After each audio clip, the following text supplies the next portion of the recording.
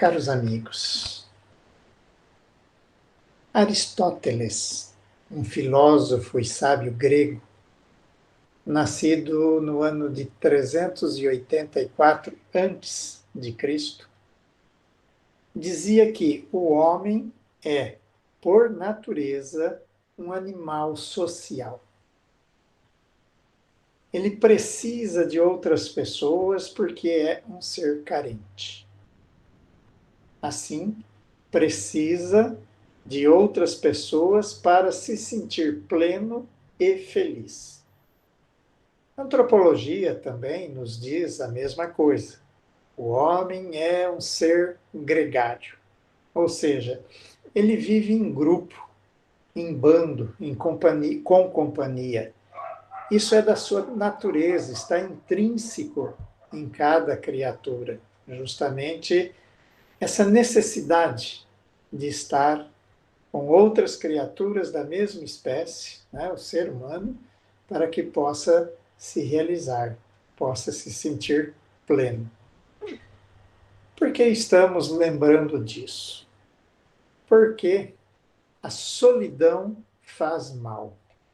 Há pouco ainda, a Silvia estava nos participando a respeito da solicitação de um amigo que está se sentindo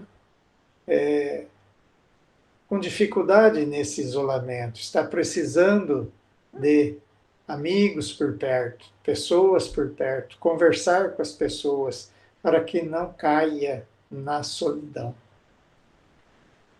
A solidão faz muito mal, inclusive ao coração como órgão físico mesmo, não no sentido psicológico. Também sabemos, né, que pode levar à depressão, como o caso que a Silvia acabou de nos noticiar, mas faz mal também ao coração, o órgão físico. Um levantamento feito pela Sociedade Cardiovascular Britânica e comentado na revista Veja, de 22 de junho de 2016, essa matéria, então, um pouco já antiga, mas válida, aponta que o risco de solitários infartarem, aliás, o risco de solitários infartarem é 29% mais alto. E o de sofrerem um derrame é 32% mais elevado, em comparação com as pessoas gregárias, ou seja, aquelas que estão na companhia de outras pessoas. Diz essa matéria que o impacto negativo da solidão é quase igual às consequências deletérias da depressão. Ela faz uma ressalva à matéria, e é compreensível essa ressalva. A solidão pode ser saudável quando se trata de fazermos uma escolha consciente, quando nos afastamos do grupo para descansar e refletir. Às vezes precisamos do nosso minutinho de silêncio para estarmos refletindo, estarmos recompondo as nossas energias. Mas, como regra, nós devemos sempre estar com as outras pessoas. E a matéria ainda fala que o perigo é para, então, o solitário, né? Não aquele solitário de vez em quando dá uma afastadinha apenas para se recompor, para descansar, para refletir, meditar. O perigo é para o solitário crônico, aquela pessoa que dificilmente compartilha sua vida com outro indivíduo, seja de forma real ou virtual. Interessante que a coincidência, né? Tínhamos preparado essa matéria para o início da nossa fala de hoje e a Silvia acabou de fazer justamente o alerta de que o amigo Eduardo está precisando sair da sua solidão, né? Então, quem o conhece, vamos procurar ajudar. Outro mal que a solidão pode provocar é o suicídio. Dia 10 de setembro, ontem, né, é considerado o Dia Mundial da Prevenção ao Suicídio. Nós sabemos que o suicídio é um assunto muito sério que precisa de muita atenção de todos. Os espíritas, em especial, sabem bem as consequências espirituais de um ato de suicídio. O isolamento que a Covid-19 impôs à humanidade terrestre está acentuando justamente os casos de solidão e, por consequência, de suicídios. Por isso, procuremos ajudar incessantemente as pessoas, principalmente aquelas que demonstrem solidão e tendências para o suicídio. Estejamos atentos em todos os ambientes em que estivermos. Na família, entre amigos, no ambiente de trabalho ou mesmo na rua, né? E é interessante que a gente percebe em determinadas ocorrências de suicídio que a família não se deu conta do que estava acontecendo, não se apercebeu de que aquele familiar estava entrando ou já tinha entrado numa depressão e que estava caminhando para o suicídio. Participemos então da prevenção ao suicídio. Lembrando que uma das maneiras que podemos ajudar é justamente através das orações, né? Orando por todos, principalmente por aqueles que sabemos estejam fragilizados, para que possam prevenir-se contra o suicídio. Iniciamos falando da solidão, porque nosso estudo de hoje tem muito a ver com ela. Tem um viés em relação a ela. Porque ninguém quer ser solitário, não é verdade? A solidão levando à depressão, ao suicídio, poderíamos dizer que é praticamente uma doença, né? E precisamos, então, evitar as doenças. Repetindo, ninguém quer ser solitário. Conta-se que a sabedoria chinesa diz que a solução para, ou uma das soluções para a solidão, se assemelha a uma fortaleza sitiada. Por quê? Quem está fora quer entrar, quem está dentro quer sair. Isso é uma charadinha que eu acho que é conhecida de todos, né? Então, todos já sabem qual o assunto que vamos estudar hoje, né? Quem está fora quer entrar, quem está dentro quer sair. Sim, nós vamos conversar a respeito do casamento, incluindo uma parte final que está no capítulo a respeito também do divórcio. Então, hoje o nosso estudo é do capítulo 22 do Evangelho segundo o Espiritismo, cujo título é Não separeis o que Deus juntou. Mas, enfim, o que é o casamento? O casamento é a união de dois seres para uma vida em comum e duradoura. Vou repetir. União de dois seres para uma vida em comum e duradoura. Essas as duas características mais marcantes do casamento: vida em comum e duradoura. Aí nós já podemos fazer uma distinção, né? Que é bem diferente do tal do ficar de hoje, né? Que é uma união fugaz, relâmpago, bem passageira, né?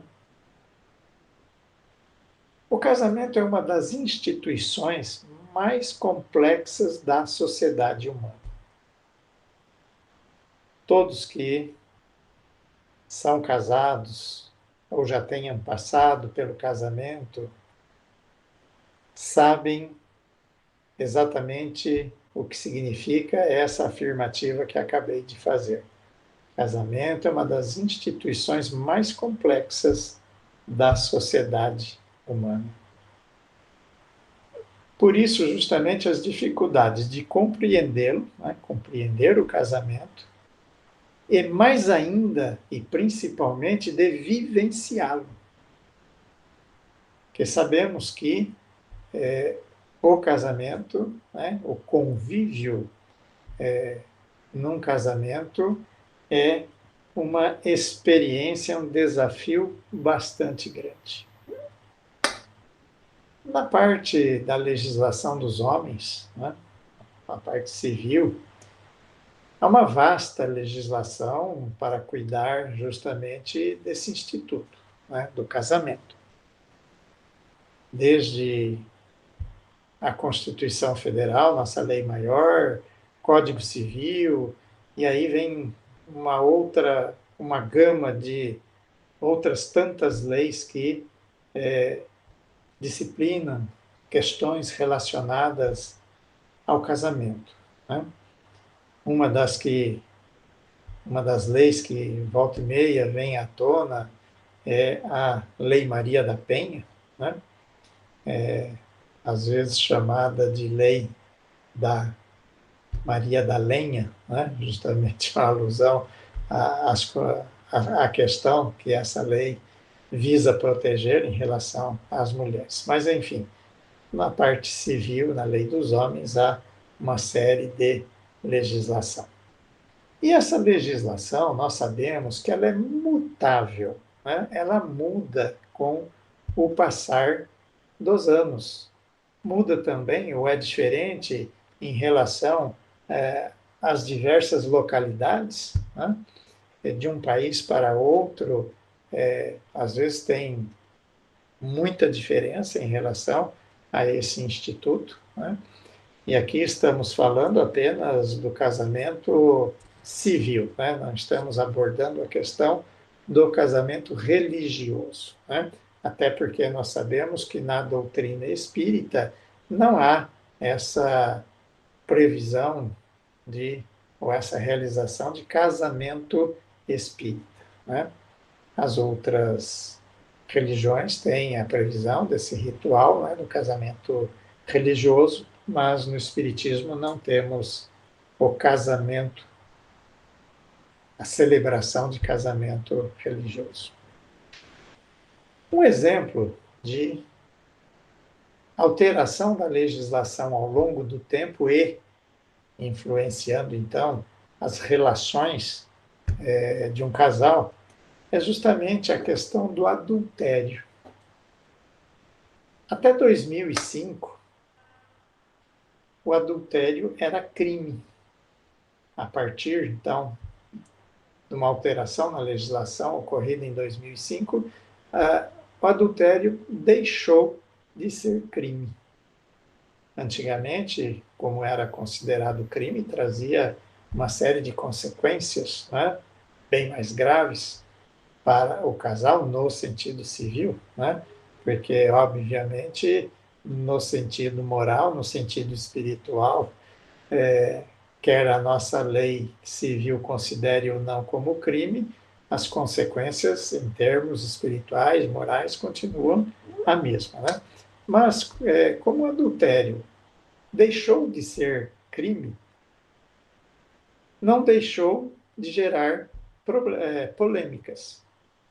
Vítimas de adultério têm ingressado com ações judiciais com o objetivo de receber indenização por danos morais dos adúlteros ou até mesmo da terceira pessoa envolvida na relação extraconjugal, conhecida popularmente como amante, né?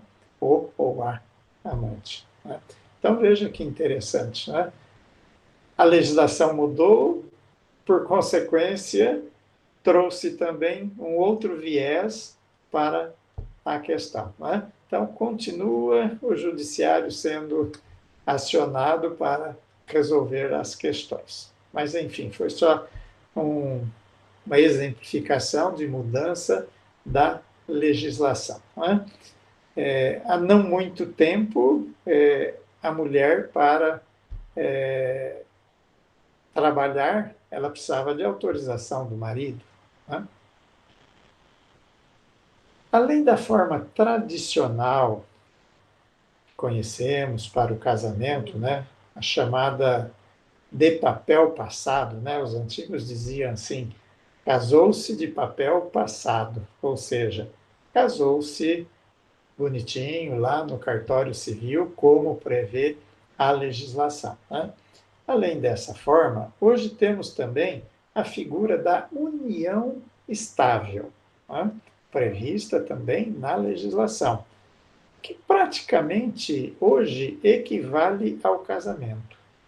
Não tem praticamente, salvo algumas pequenas repercussões ou consequências jurídicas, a união estável equivale ao casamento. E de uma forma, pode ser realizada de uma forma bem mais simples, né? Um simples contratinho particular ou então uma escritura pública em cartório, né? E é interessante também que hoje nós encontramos a figura do contrato de namoro. Olha que interessante, né?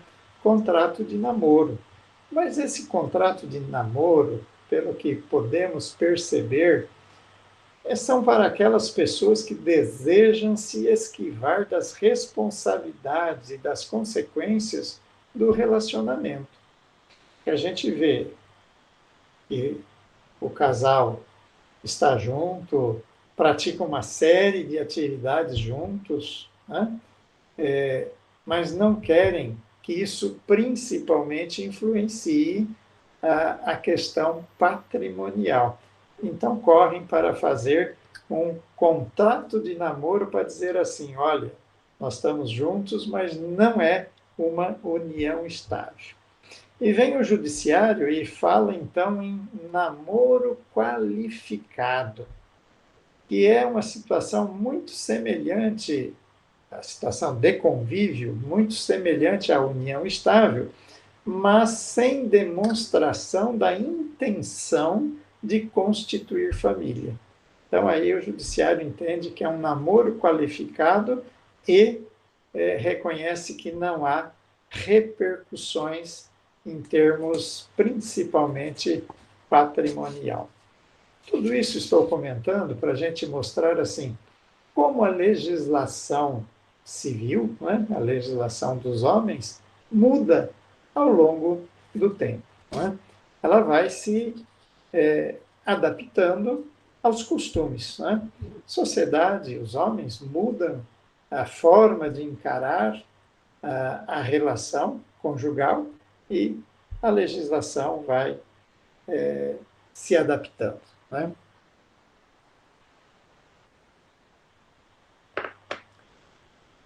Nessa busca por companhia, muitos procuram sua alma gêmea. É muito comum a gente ouvir essa expressão, né? Ah, estou procurando minha alma gêmea, ou agora encontrei a minha alma gêmea.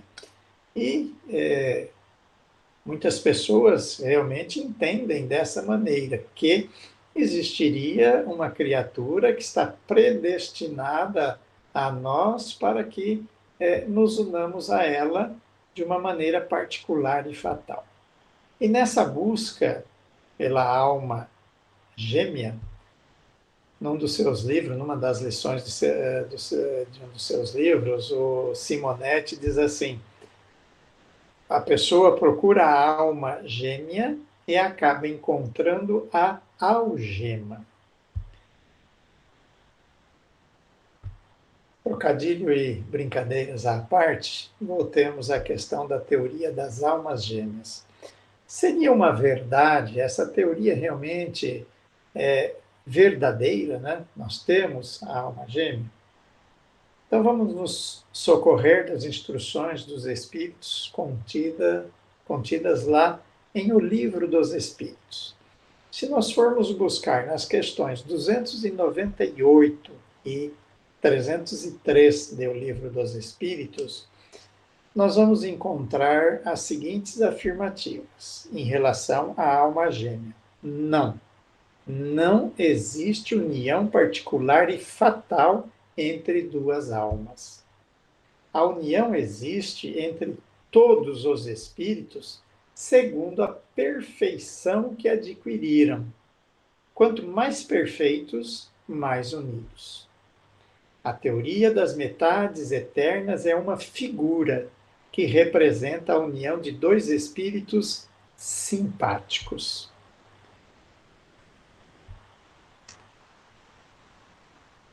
Kardec comenta, inclusive, nessas questões, que a teoria das almas gêmeas causaria uma injustiça. Um espírito ficaria sempre dependente do outro. Ora, se é a tampa e a panela, né, para formar o conjunto precisa estar os dois juntos, um vai estar sempre dependendo do outro. Então vamos imaginar, e se o outro, a minha alma gêmea, não quiser se esforçar para progredir, como é que fico eu? Fico parado, esperando? Mas e se ao contrário, o outro, a minha alma gêmea, progredir muito, ele consegue se esforçar muito mais que eu e eu não conseguir acompanhá-lo? Como que vai fazer? Vou perdê-lo de vista ou ele também vai ter que ficar parado para aguardar até que eu consiga avançar até o ponto em que ele está de progresso espiritual? Vejam só, se nós avaliarmos só essa questão, nós já concluiríamos que a teoria da alma gêmea não é possível, ela não faz sentido. Kardec nos diz nesse capítulo que no casamento, o que é de ordem divina é a união dos sexos para operar a renovação dos seres que morrem. É justamente a observância da lei de reprodução. Né? Como os corpos são finitos, sempre que um morre, há necessidade de reposição em termos de população mundial. Né? Porque se só houvessem mortes depois de um certo tempo, não teríamos mais população na Terra. Né? Então, a lei de reprodução, a união de duas criaturas para operar a renovação dos seres que morrem. Dos seres que morrem no sentido de renovação do corpo, né?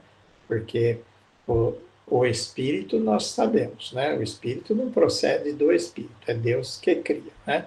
O corpo, matéria, o corpo procede do corpo, mas o espírito não.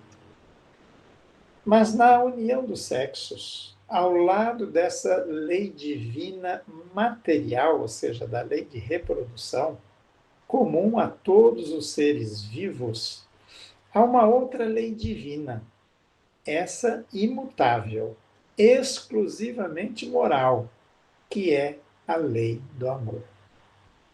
Deus quis que os seres estivessem unidos não somente pelos laços da carne, mas pelos da alma, tendo o sentimento do amor a entrelaçá-los numa caminhada conjunta, como vimos, duradoura. Mas para isso nós poderíamos, nesta altura, aquilatar, e isso exige muita renúncia, exige muita doação, muita perseverança, muito perdão. Realmente, como eu disse há pouco, o casamento é um desafio enorme. Todos que somos casados ou que já fomos, sabemos disso, né? O quanto é grande o desafio do convívio a dois. Há quem diga que o casamento é uma instituição que tende a desaparecer porque seria contrário à lei natural. Já que se observa na natureza, né, que os animais nascem, cada um faz o que bem entende, cada um tem os seus relacionamentos efêmeros. Nós, seres humanos, também nascemos sozinhos, né, individualmente, e não ao par. Então, por que teríamos que nos vincular a alguém para uma caminhada, né? Então, será que o casamento realmente não deveria ser abolido? Kardec fez justamente essas perguntas aos espíritos que coordenaram o trabalho da codificação. E no Livro dos Espíritos, na questão 695, Kardec pergunta: o casamento, quer dizer, a união permanente de dois seres, é contrário à lei natural? E olha a resposta da espiritualidade. O casamento é um progresso na marcha da humanidade. É um progresso na marcha da humanidade. E Kardec ainda insiste na questão seguinte, 696. Qual seria o efeito da abolição do casamento na sociedade humana? O que representaria para a sociedade humana se abolíssemos o casamento, esse instituto do casamento? A resposta: a abolição do casamento seria o retorno à infância da humanidade e colocaria o homem abaixo mesmo de certos animais que lhe dão o exemplo de uniões constantes. Respostas claras, profundas e muito certeiras, né? O casamento deve, como instituição, deve continuar, porque é útil à sociedade humana. E falando, pegando um gancho aqui nessa questão que Kardec fala, né, que se abolíssemos o casamento, poderíamos nos colocar abaixo de certos animais que nos dão exemplo de uniões constantes. Nós sabemos que há muitos animais que são monogâmicos, né? Há muitos que realmente têm uma parceira ou um parceiro pela vida toda ou por um bom período, né? Ou por um longo período tem uma única parceira ou parceiro, né? E quando estava preparando essa matéria, estava me recordando, aqui é onde eu resido, tem uma pequena mata aqui próximo, então aparece muito aqui as maritacas, né? Aquelas avezinhas verdes que parecem papagaio, mas fazem uma barulheira e uma sujeira também danada. Mas é interessante a gente perceber que elas estão sempre aos pares. E em cada par, uma voa, a outra vai atrás, né? Então, justamente o que Kardec nos diz: animais nos dando exemplo de uniões constantes. Mas se o casamento é justamente representa, né, o progresso na marcha da humanidade, por que tantas dificuldades entre os casais? Como vínhamos dizendo, né, no estudo de hoje, o casamento é um desafio, uma experiência bastante complexa, bastante profunda, né? Por que as dificuldades? Me recordei de uma historinha que diz o seguinte: dois amigos se encontram. Um já era casado e o outro ainda estava solteiro. E na conversa, o casado pergunta para o solteiro: e aí, Fulano, você não vai se casar, não? Você não quer casar? Ele falou: não quero. Eu estou procurando uma companheira para eu me casar. mas eu só vou casar quando eu encontrar a mulher perfeita. Terminaram de conversar, ficaram por alguns anos sem se encontrar e, num belo dia, estão novamente frente a frente. Mas o casado continuava casado e o solteiro ainda estava solteiro. O casado lhe pergunta: E aí, você não se casou ainda? Não. Você não encontrou a mulher perfeita? Olha, eu encontrei a mulher perfeita. E por que você não se casou? Porque ela também estava procurando o homem perfeito. Acho essa historinha assim muito profunda, nos dá uma lição, né? Ou nos traz uma lição moral bastante grande. Né? Emmanuel, no livro Na Era do Espírito, na lição número 11, nos diz o seguinte: não basta casar-se, imperioso saber por quê. Ora, muitos dirão: casa-se para ser feliz, casa-se por amor. Né? Mas e aí poderíamos fazer a seguinte pergunta: e o progresso espiritual dessas duas criaturas que se consorciaram num casamento? Como é que fica?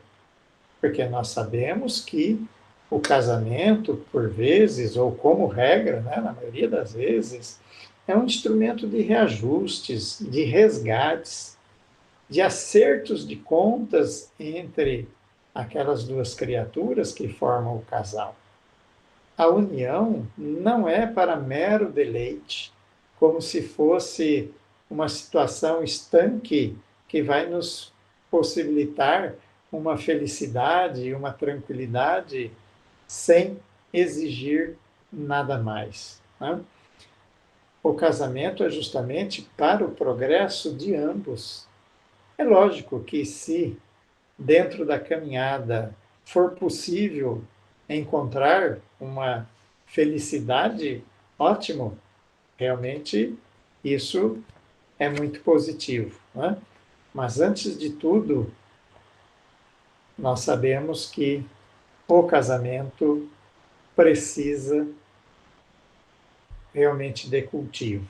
É o que Emmanuel nos diz nessa lição que mencionamos. Ele diz assim: o amor reclama cultivo. É como se fosse uma plantinha.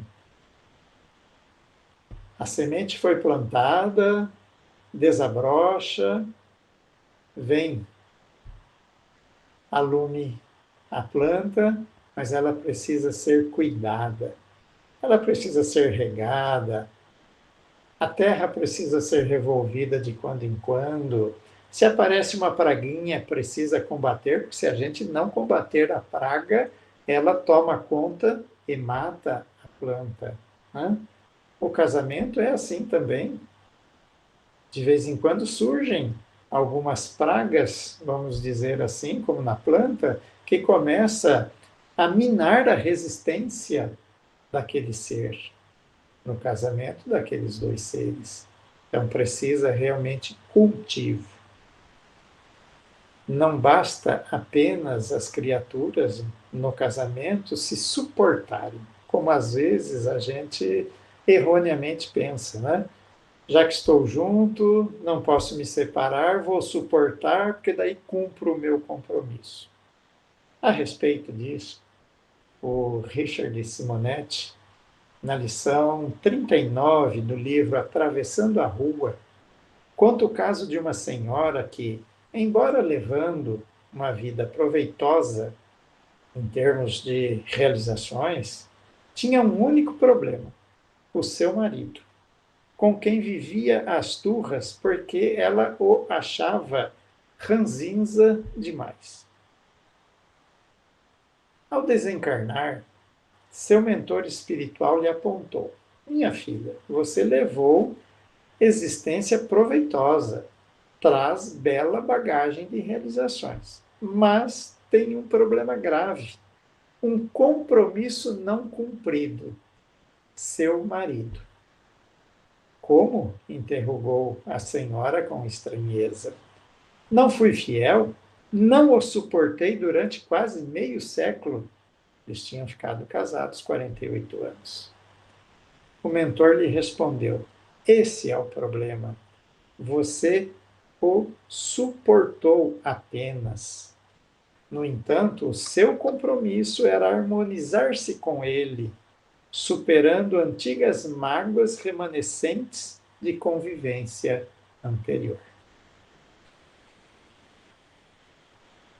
Diz Emmanuel ainda, nessa lição que citamos do livro, que a felicidade na comunhão afetiva não é prato feito, e sim construção do dia a dia. Não é como irmos num restaurante, pedir o prato feito, saboreá-lo e ponto final. Não. Casamento é construção no dia a dia.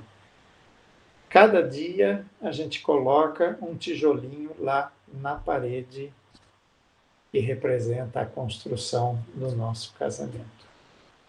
Como a construção material, né, materialmente falando, nós sabemos que ela leva um certo tempo, ela precisa de cuidados. Também a união conjugal depende de fazermos as realizações no dia a dia.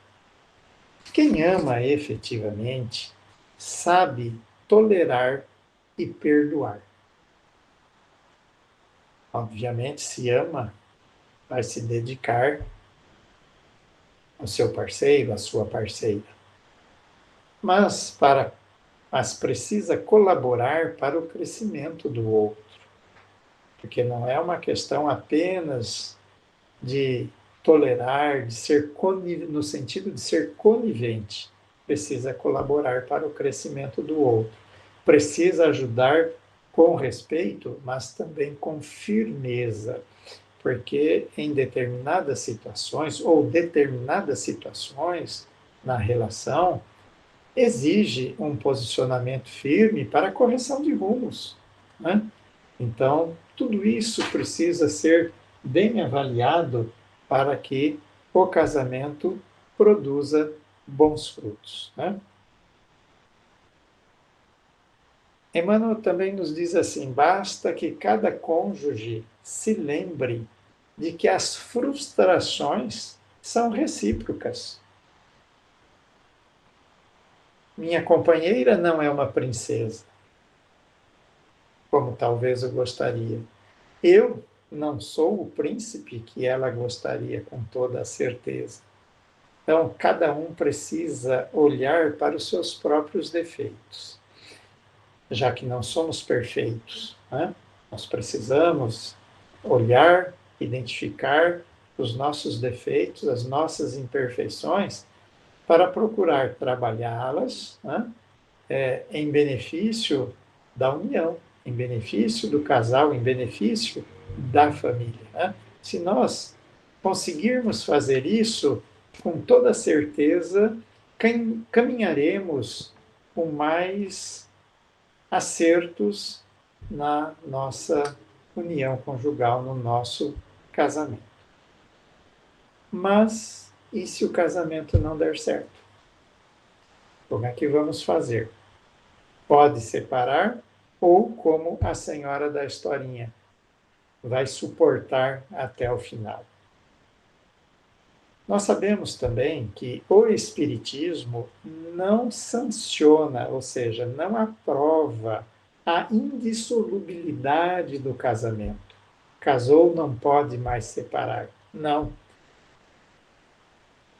E Kardec nos diz assim: a indissolubilidade do casamento, se nós formos admitir a indissolubilidade, nós temos que avaliar o quanto isso aumenta o número de uniões irregulares, né? Porque já que não pode se casar novamente, né, isso para as doutrinas que entendem que o casamento é indissolúvel, como é que fica? Encontra um novo companheiro, uma nova companheira, e não pode casar, não pode realmente constituir nova família? Então, precisamos realmente avaliar de maneira sensata. Kardec nos diz que o divórcio é uma lei humana que tem por fim separar o que está separado de fato. Não é contrária à lei de Deus, uma vez que não reforma senão o que os homens fizeram. Né? O casamento civil está baseado nas leis dos homens. Né? E quando se chega a um divórcio, é porque o casal, em termos de sentimentos, em termos de amor, já está efetivamente separado. Né? Então, o divórcio é apenas para regularizar a questão jurídica, em razão das repercussões, né? Repercussões jurídicas. Emmanuel nos alerta, entretanto, nos dias difíceis do lar, recorda que o divórcio é justo, mas na condição de medida articulada em última instância. Ou seja, nós vamos fazer sim todo o esforço para mantermos aquela união que iniciamos. Não importa se faz pouco tempo, se faz muito tempo, mas temos que fazer todo o esforço, como o Emmanuel diz aqui, o divórcio é medida articulada em última instância. Né? Não é ao menor problema, à menor intolerância que vamos já partir para um divórcio. E quais os casos em que se justifica justamente um divórcio? Nós poderíamos exemplificar aqui quando há risco para a vida, por exemplo. Nós sabemos que todos nós devemos obediência à lei de conservação. Nós precisamos conservar, proteger o nosso corpo para a nossa vida material aqui, porque é a nossa vida aqui que nos permite a execução do nosso projeto evolutivo. Né? Sabemos que em muitos casamentos, por questão de um ou outro ser demasiadamente agressivo, coloca o companheiro, ou às vezes a companheira, ou às vezes até o companheiro, em risco, né? Quanto à própria vida. Então, nesses casos, mais do que outro qualquer, é realmente válido ou válida a separação, o divórcio. Né? Também quando não há mais fidelidade e, e o desrespeito campeia na relação daquele casal. Se formos buscar no Evangelho, lá está dito que o caso em que justificava a separação era justamente